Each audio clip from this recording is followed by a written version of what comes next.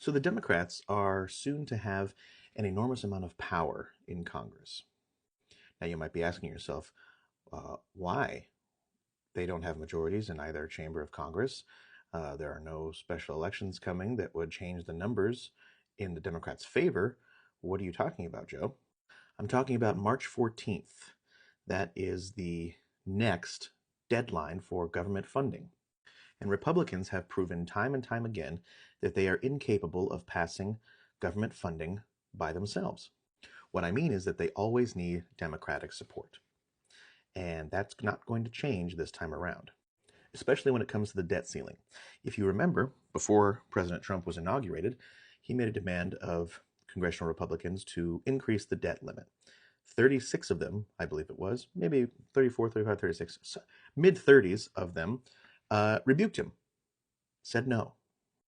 So if they want any movement on the debt ceiling or just a clean budget to fund the government in the first place, they're going to need Democrats to vote in favor. That puts the Democrats in a very, very good bargaining position.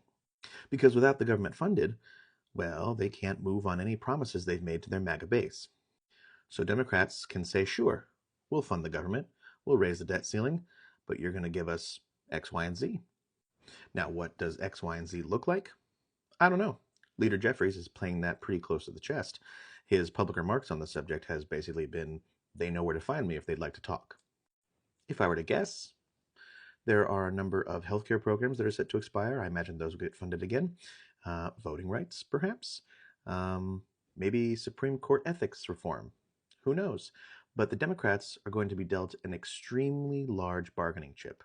Speaker Johnson is going to realize quickly that they are incapable of passing a budget to fund the government themselves, and they will come knocking on Leader Jeffries' door and says, hey, you know what? We're not very good at this whole governing thing. We need your votes.